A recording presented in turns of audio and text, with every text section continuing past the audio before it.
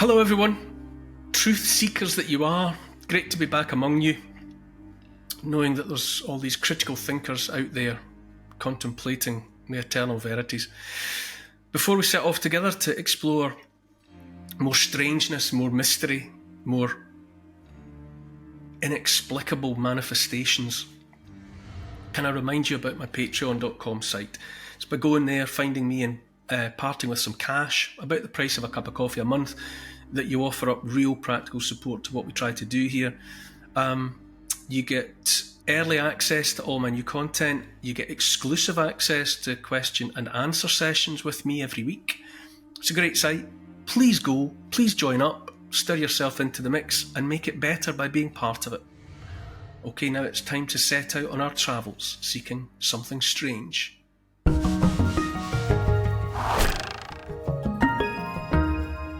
For some time now, days, certainly weeks, possibly, I've been preoccupied by and paying a lot of attention to Ireland, to things Irish history, Irish prehistory. But suffice it to say, I'm watching the place at the moment, and I find it hard to explain why.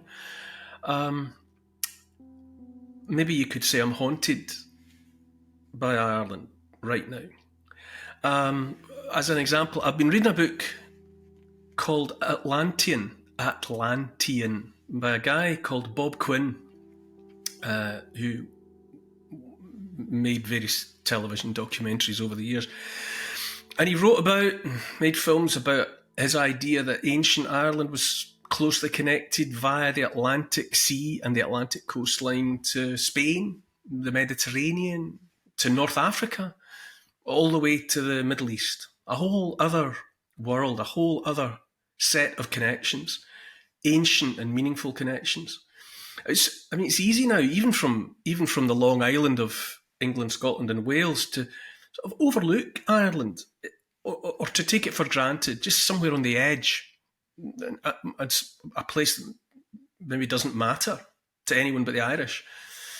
But I look at Ireland now and I think, poor old Ireland, Ireland and the Irish being overwhelmed right now by migration, or at least communities all over the island being altered beyond recognition by unchecked arrivals of new people.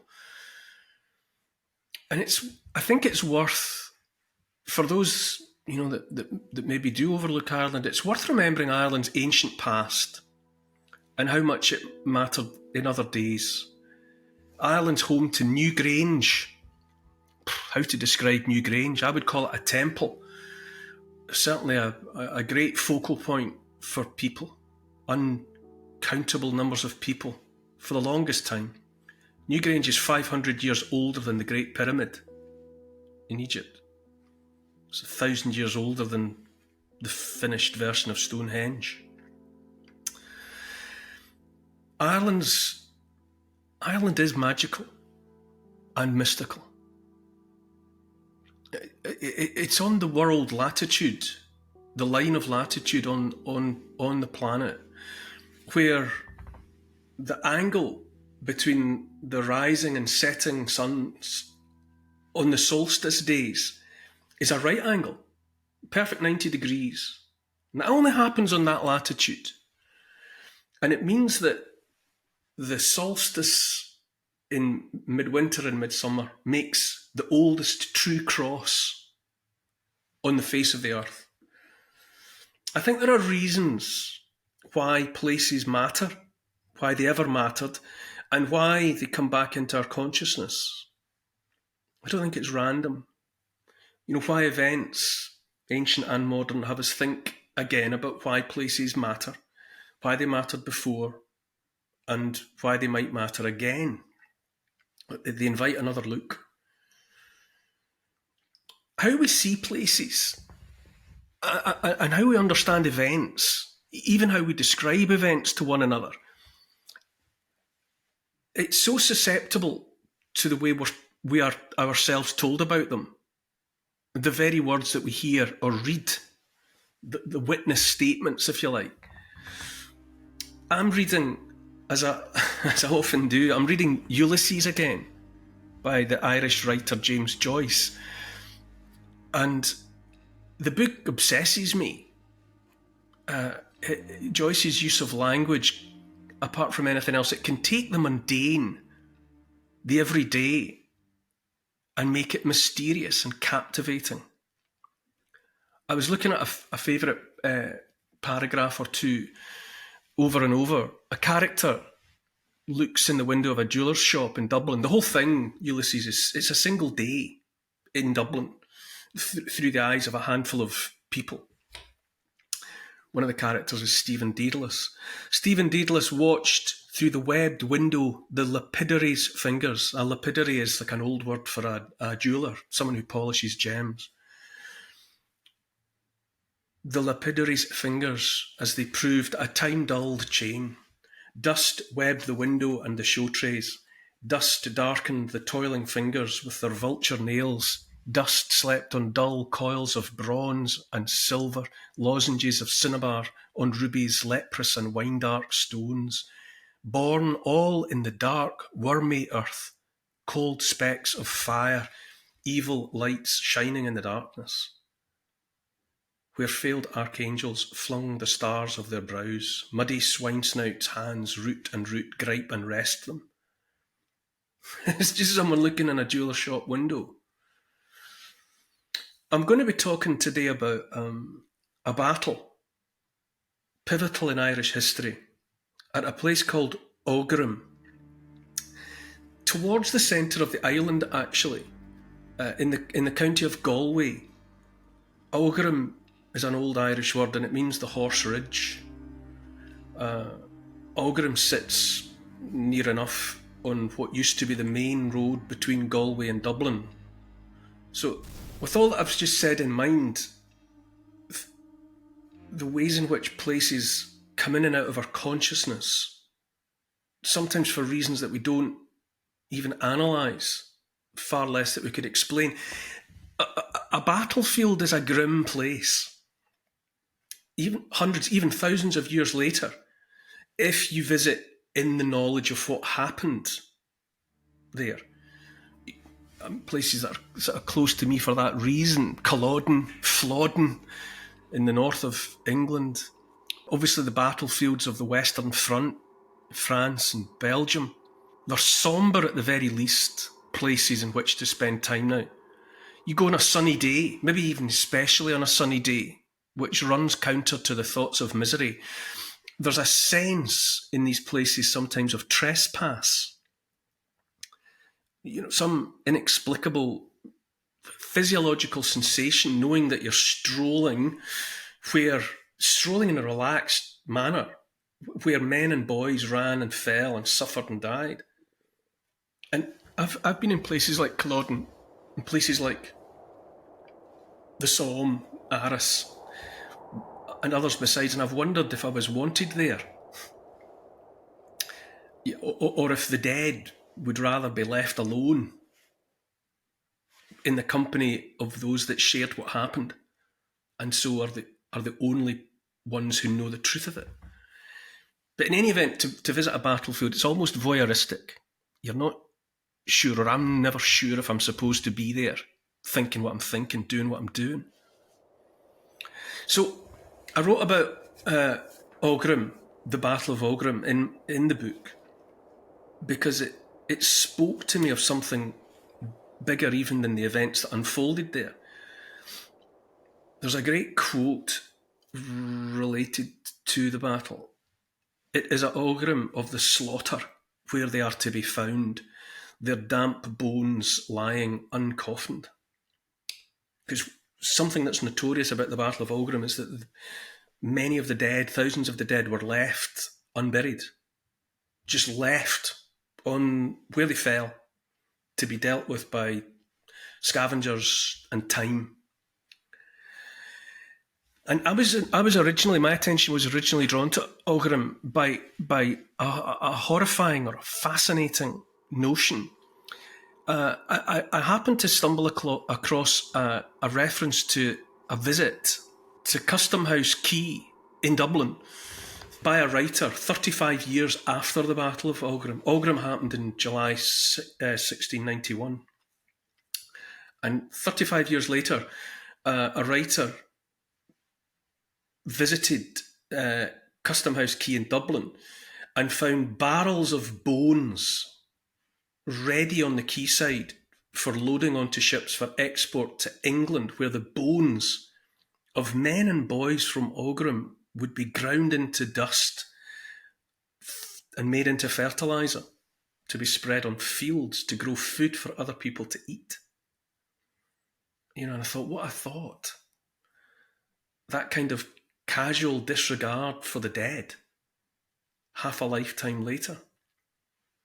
I mean, the writer whose notes I'm referring to was called Caleb Threlkeld, and he was a doctor, a medical doctor. He was also a kind of a polymath. He was interested in botany, why plants grew where they grow, why things spread in the way they do from one location to another. And he was particularly interested when he looked at the skulls. I mean, there's skulls loaded in these barrels, dead men, dead boys, and he noticed that they were covered in greens, a moss or a green presence. And he called it, for want of anything else, he came up with his own name for it. He called it Muscus innatus cranio humano, which means the moss growing on a dead man's skull. It's so morbid, so voyeuristic, as I said, but and it provokes a morbid fascination in the aftermath of wholesale slaughter. There are similar stories about the dead of Waterloo being excavated a few decades after the battle so that they too could be turned into fertiliser and shipped to England to boost crop production. A lot of people will have heard of Waterloo teeth. In the early days of dentistry, false teeth were made by acquiring other people's teeth, making dentures from them. And in the aftermath of a wholesale slaughter like Waterloo, all these young, otherwise healthy young men, their teeth could be harvested and made into dentures that people with which people would replace their own rotted teeth. It's all about disregard for the dead. It's all about being casual with casualties. I suppose a lot of that was altered by the Great War, World War I, 1914 to 1918, in the aftermath of which there was such an outpouring of national and international grief in Britain, in France, in Germany. There was so much emotion evoked by the thought of all those dead, all those millions dying in more or less the same place at more or less the same time, that it changed the way we treat the dead forever. The idea of the hallowed dead, the honoured dead, and these great cemeteries like Tyne-Cot and the rest that were laid out, these serried ranks of Portland stone in battlefield order, safe resting places for the dead. That hadn't really happened before. And it was presumably in part nations and individuals dealing with collective guilt, that they had to do something in the face of all of that dying. But back to Caleb Threlkeld and the barrels of bones from Aughrim. He noted how the moss harvested from battlefield dead was made into a salve to help treat wounded men. It was called unguentum armorium, weapon salve. So the practice was to collect this green moss and make from it an ointment that could be rubbed onto wounds, and it could be rubbed onto weapons as well. It was all very superstitious and quasi-magical, but the idea was to ease pain with the pain of others. And the idea too was that the more violent the death, then the more potent would be the salve resultant from the green that grew on those bones. And I think about all of this. I think about the aftermath of battle, and I think about the harvesting of the bones of the dead. And I've wondered what becomes for people with a Christian mindset, let's say, For those dishonoured dead, what happens when the trumpet sounds on Judgment Day? When as we're told as children that we're supposed to rise again from the grave and go and give account of our lives in the great hereafter. But what happens to those men and boys who don't have any bodies, whose bones have been ground into fertiliser and consumed as the food of other people? What does that say? How are we supposed to internalise that thought? So the battlefield of Aughrim saw the end. It was the climax of the Williamite War, the war fought on behalf of King William, and it was fought in Ireland between two forces. One, the Catholic James II, who had been chased off of his throne by the Revolution of 1688, and his foes called that revolution glorious and bloodless. He was replaced by the Protestant William, Stadtholder of the Netherlands, and also husband to James's own daughter Mary. So it was very much a family matter. So the Protestants want to see the success of William and Mary. The Catholics want to see the restoration of King James, the Catholic. Those that are loyal to King James call themselves Jacobites, which is a nickname from Jacobus, the Latin for James. And all across Ireland, the Jacobites moved to secure strongholds and fix strong points in the landscape from which they can defend their territory.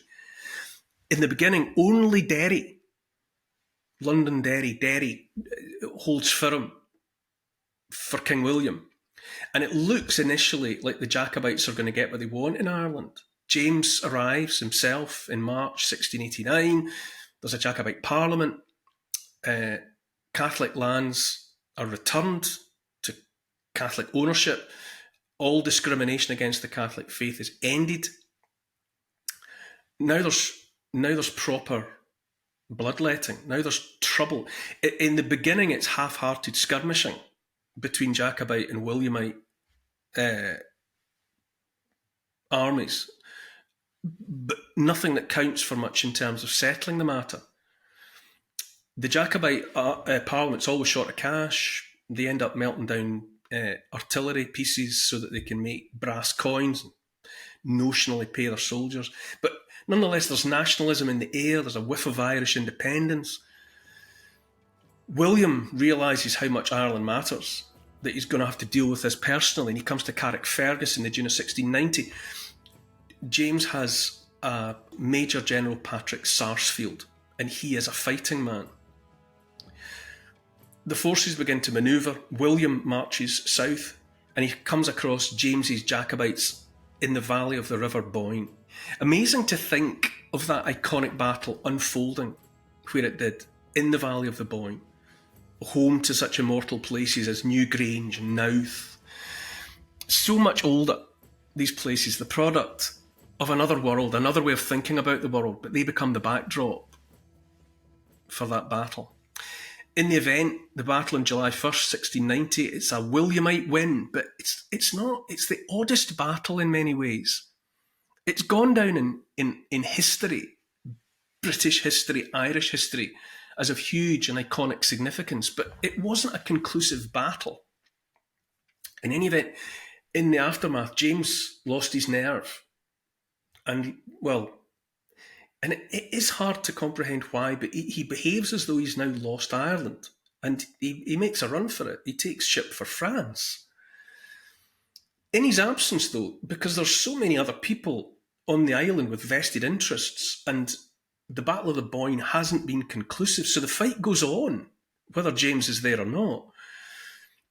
By January 1691, it's the following year, Tyrconnell had been resupplied with French equipment, French money. The French king is still interested in causing trouble for King William, Protestant King William. He's still interested in supporting King James's cause. So a French fleet sails up the River Shannon in May 1691, bringing with it, amongst much else, Lieutenant General Charles Chalmot de Saint Ruth, come to take command of the Irish army, the Irish Jacobites. On the 19th of June, on behalf of King William, the other side, Goddard the Ginkle comes to Athlone, right into the heartlands of the Irish Jacobites, in that kind of, in that vague central point, that heartland of Ireland and of the Irish Jacobites. He's bringing 18,000 men to the Williamite cause. Now, at Athlone, in this little wide spot in the road, it's cut in half by the River Shannon, and the forces line up on either side. The Jacobites break the bridge, the only stone bridge across the river, to hold the Williamite advance at bay. But Ginkle has been informed about a ford, shallow water, and he sends his men across there. And soon after, they're able to seize the bridge and the town of Athlone. It's a major embarrassment for the Jacobites, and particularly for St. Ruth. He's red-faced with the shame of the way in which he and his forces have been overturned at Athlone, and he pulls away to the village of Aughrim to make a stand and save his name and hopefully carry the day for James and the Jacobites. St. Ruth was a good soldier too, and with the thinking of a capable military man, he recognises and takes up a position on the ridge at Aughrim. It's high ground, runs north to south, it's a mile long. It's protected to its front by a marsh and a river. There's also all sorts of hedgerows and other overgrowth, to break up a Williamite advance. There's the ruin of a castle, Aughrim Castle, as an anchor point for one flank, one side of his lines. So Ginkle and his Williamites, Ginkle and his force for King William approach, 25,000 men and cavalry. He's outnumbering St. Ruth's force by maybe 10,000, and he's got much more in the way of heavy guns than anything St. Ruth has. St. Ruth is on the better territory. He's got the high ground, but he's outgunned and outnumbered. All of the fighting of the Battle of Aughrim happens on the 12th of July.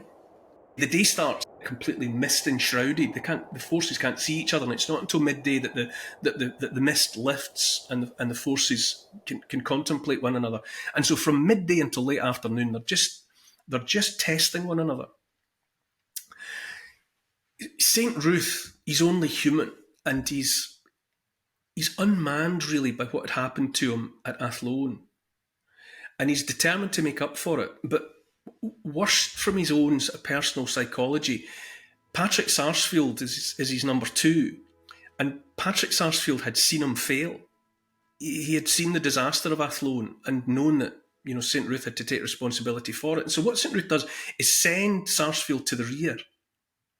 He puts him out of sight, almost as if he doesn't want him to see what happens next. And it turns out to be a fatal mistake, given all that's to unfold. So there's been these back and forth jabs and feints from midday until later in the afternoon. And Ginkle's instinct is to wait. The light's going out of the day. He thinks maybe they should wait until tomorrow, but his officers press for an immediate assault to keep the pressure on the Jacobites. So it gets underway at about 5 o'clock in the afternoon, early evening. But it's galled. It's galled in the first instance by very precise, heavy volley fire from the Jacobite defenders.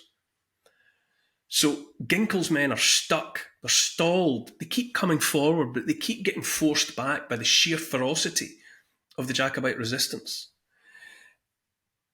Ginkle sends men into the river. There's a river that runs parallel to the ridge, and it's part of what's hindering their advance. But he sends hundreds of men into the waist-high water, holding their guns, holding their muskets above their heads, or satchels above their heads with their ammunition. But in that position, in that location, they're easy prey for yet more of the Jacobite musketry. They keep continuing, though. They keep pushing forward, the Williamites. Reckless courage. The Williamite ranks begin to falter. The men can only take so much. The fighting is becoming increasingly heavy towards the centre, right in the heart of at the heart of the battlefield. There's a hollow that subsequently gains the name of Bloody Hollow because of all the grass turned red by blood on both sides. If you visit enough battlefields, there's always a Bloody Hollow.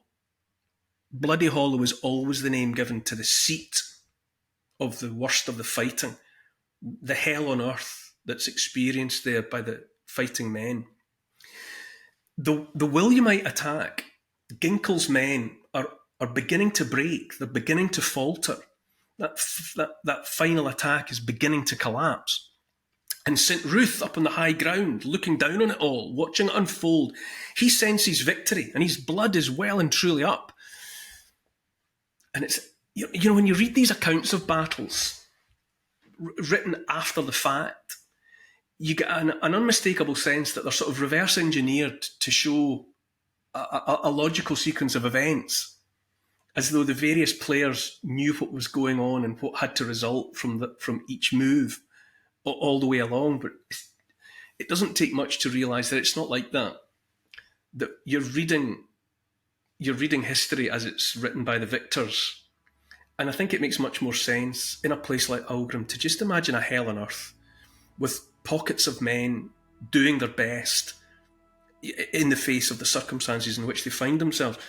And the truth of the matter is, Aughrim is settled as much as anything else by, incompetence or bad luck. Just at the moment when it mattered, the Jacobite soldiers fighting for St. Ruth run out of ammunition. And they go to their reserves, which turn out to be English musket balls, which are too large for the French muskets that they're equipped with. They literally won't fit in the barrels. They can't fire them. And they're reduced to pulling the spherical buttons off their uniforms and packing them down into the barrels of their muskets and using them. But they're completely ineffective. And all the while, the Williamites, whose advance had been galled, who looked as though they were going to be pushed back for the last time, they can sense a change. The wind of war begins to swing around in their direction. St. Ruth, capable soldier, desperate to make up for Athlone, is up on the high ground, sees that he has to make a decisive intervention, and he moves along the ridge to reinforce some of his cavalry that are already engaged below him. And he shouts out, "The day is ours, mes enfants." The day's ours, lads, let's go. Now, did he really think that? Did he really say that? According to the witnesses, he's all dressed up for the day. He's got all his finery on, his best uniform, he's got his medals on his breast, sitting up tall in the saddle, sword in hand, and he's ready to lead his men one way or the other and chase the enemy all the way to Dublin. But of course, he's only one moving part on the board, and elsewhere, a party of Williamite artillery see movement on the ridge. They can just see a body of men starting to go, and they open fire. They open fire, and they hit the jackpot. A cannonball takes St. Ruth's head clean off his shoulders. So for all his talk of victory is ours, lads, that's how it ends for St. Ruth. And as at other battles, Hastings in 1066, Battle of Bosworth Field, the loss of the leader makes all the difference at the pivotal moment, or what proves to be a pivotal moment. At first, the shock is limited to those that see it. There's only so many people that see what's actually happened to St. Ruth. But nonetheless, they're rattled significantly by what they've just seen happen. Elsewhere, Jacobites are still trying to press their advantage. If Sarsfield at the rear hadn't been moved into that position, if he had been better briefed by St. Ruth, he may have been able to intervene. He may have been able to step up. But because St. Ruth had put him out of the way, he doesn't know what's supposed to happen. He doesn't even know what's happening. He certainly doesn't know what's happened to St. Ruth. So events get away from him as well. Gradually, bad feeling, panic, uncertainty at least starts to spread through the Jacobite lines. And one way or another, more and more men, first in a trickle and then in significant numbers, start to make a run for it towards the rear, They just decide to get themselves the hell out of Dodge. And so begins the rout. These battles almost invariably end in a rout. And when the rout begins, that's when the damage is done. The men on horseback, well, they do all right. 4 legs good, 2 legs bad. They get off the field. But the infantry do not. They throw away their muskets so that they can run faster, and they in turn are overtaken and cut down by the Williamite cavalry. There are last stands here and there, but it's a slaughter. The Williamite cavalry just streams across the field. By around 8 o'clock, the battle is over. The battle is won for King William and Ginkle and the Williamites. But what unfolds in the aftermath is a dreadful massacre. The Williamite cavalry take terrible revenge on those that had caused them so much pain earlier in the day, and the Jacobites in retreat are cut down in their thousands. It's only darkness that brings an end to it. Ginkle lost 3,000 in the fight, but the Jacobites lost 4,000 or maybe 5,000 men. These guys aren't being cut down by machine guns or artillery in the main. You know, they're being cut down by sword. They're being cut down by hand-to-hand fighting. There was some effort by Ginkle to bury the dead, to bury his own dead, to bury the Williamite dead, but the Jacobites were left where they lay. 4,000 or 5,000 of them. The landscape in advance of the battle had emptied of Irish people, so there's no one in the vicinity in the aftermath who cares enough about the Jacobite dead to do anything for them. There's a quote from 1698, an Englishman, John Dunton, wrote, "After the battle, the English did not tarry to bury any of the dead but their own, and left those of the enemy exposed to the fowls of the air, for the country was then so uninhabited that there were not enough hands to inter them." So now we get into the aftermath of the Battle of Aughrim, and it's the aftermath that's haunted by the stories of what had happened. There's a particularly poignant reference to a greyhound belonging to an Irish Jacobite officer that stands stubborn guard over his master's corpse. That corpse is stripped of uniform and valuables like all the rest, but the dog doesn't stray far and comes back to stand over his master's body. And he's there until the following January, by which time his master's body is, well, presumably a rickle of bones and threads of hair. But the dog stays until an English officer wanders onto the field and is challenged by the greyhound, and he shoots it dead. It's in the aftermath of Aughrim. It's the leaving behind of all those corpses. It's the thought of it. It's the thought of that. It's the thought of Aughrim that burrows into Irish thinking ever after. So that, almost unique among the uncountable number of battles that have played out on that island, it's called Aughrim of the Slaughter. And it's that residue of emotion left behind at Aughrim because of that makes it a haunted place, that makes it a place that's hard to visit if you go there in the knowledge of what happened, if you go there with an image in your head of what that landscape must have looked like as night fell on that day in 1691. All those emotions. So there's anger at the loss, there's grief, there's horror, and ultimately, and more than anything else, there's guilt at the way in which those battlefield dead were abandoned to the scavengers and the carrion crows. These were the bodies upon which would in time grow the green mould that Caleb Threlkeld wrote about. So, as well as 7,000 men on both sides, felled that day, it was dreams that were felled. Dreams of a Catholic king back on the throne, dreams of Irish independence, dreams of the righting of old wrongs, and all of that left unquiet ghosts everywhere. Elsewhere, in the decades, centuries ahead, Jacobites would rise again. Jacobites would rise elsewhere and fall again. John Preble wrote, "A lost cause will always win a last victory in men's imaginations." He was writing there about the Jacobite disaster at Culloden in the Highlands of Scotland in 1746. And in an afterword of his account of the Battle of Culloden, he wrote about how in the August of 1748, 2 years after the fighting, a party of 11 men and women gave testimony in front of Aberdeen Town Council, where they said that on the 5th day of the month, in a valley 5 miles to the west of the town, they had watched 3 glowing suns appear in the sky. And these lights grew brighter until, illuminated below, a dozen figures, walking straight and tall, crossed the ground in front of them. And after they had disappeared, 2 armies formed up, one in blue uniforms, one in red. 3 times the red uniform charged the blue, and 3 times the Red Army was defied.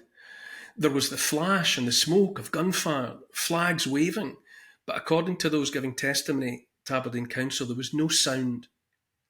And after that third and final assault by the Red Army, under the banner of the Union, they were routed altogether, and the Blue Army was triumphant, and then the vision was no more. But these are the ways in which these things are remembered. So much for Culloden. Eyewitnesses after Aughrim said the dead were spread for 4 miles, as far as the eye could see, and that they looked like a flock of sheep, roughly shorn. If you visit the battlefield now, it's one of those haunted places. The stump of Aughrim Castle is still there, green clad, much like a skull. And it casts its shadow onto what is essentially farmland. These battlefields, they're farmland before the fighting takes place, and they're farmland shortly thereafter. And in any event, when you go to Aughrim, you notice it's small, and it doesn't really seem like a landscape that's big enough to hold a tale so significant without spilling it. Is it a tainted landscape? It's hard to say. Is it changed for all time by what happened in 1691? It's hard to say. I think about, in the New Testament, we're told that, shamed by the death of Jesus, Judas Iscariot takes the 30 pieces of silver with which he'd been paid. He takes them back and hands them back to the temple authorities that had paid him to betray Jesus. But although they take the money back, they count it as blood money that they can't keep. It's dirty money. And so they use it to buy a patch of unwanted ground that becomes known as Akeldama. It's just wasteland pitted by where potters have been extracting clay for bricks and pots. And it has been used and it continues to be used for burying strangers and victims of plague and other unclean deaths. And I think of that because in the aftermath, that writer Dunton called Aughrim a potter's field, a patch of territory set aside, left only for the dishonoured dead. You go to a place like Aughrim, perhaps with awe in your head, awe in your heart, in response to what you know has happened there. And if you do that, then regardless of any politics or any personal passions that you might carry about either side, you're confronted with the reality that it was, like so many other places, simply a killing field for the butchering of men and boys. And if you go there in sunshine or in shadow, you're haunted by thoughts of suffering, of ultimately poor and powerless people in the main, pushed into the grinder of rich men's intentions and machinations. People who go to Aughrim over the years report seeing soldiers standing still, always standing, never moving, always looking off into the distance. And people sometimes mistake them for fellow tourists or locals, and they walk towards them only to have these soldiers disappear, just walk off and drift into the invisible. And all about that pastoral scene, there's a sense of depression, there's a sense of sadness. Nearby the ruins of Aughrim Castle, there's a bloody hollow, so-called, but if you go to every other battlefield in Britain, you'll find some patch that's remembered as Bloody Hollow, and it always refers to the seat of the fiercest fighting, where the green of the grass was turned red by the blood of the fallen. People who visit come away with stories of dread, inexpressible sadness. Some talk about feeling the clutching hands of unseen others. Some report hearing cries hanging in the air, agonised cries. Depending on your point of view, some of the most poignant stories of haunting at Aughrim battlefield relate to the officer's greyhound that many people report seeing, still waiting, still holding ground. You know, by definition, loyalty lasts. Loyalty is a manifestation of the long game of commitment. And I wonder, do people coming to Aughrim bring with them their own emotions, their own thoughts of fidelity and loyalty, the determination to keep faith to an ideal, the refusal to break faith with a dream or a cause? And so with that in mind, does that hope of loyalty and fidelity manifest in a vision of a hound that will not abandon its master even in death? In the first episode of this, I spoke about Sandwood Bay, and if you go there, there's a sense of guilt about the lost. There's a cargo of guilt. I would say that when you walk the field of Aughrim, you have to raise a shoulder to fend off thoughts of those taken young on account of no fault of their own. I'm minded over and over again of the words of Humbert Wolff's Requiem for a Soldier. Down some cold field in a world uncharted, the young seek each other with questioning eyes. They question each other, the young, the golden-hearted, of the world that they were robbed of in their quiet paradise. Go to Aughrim. Go to other battlefields. Walk the ground. Know what happened there. And you'll be haunted.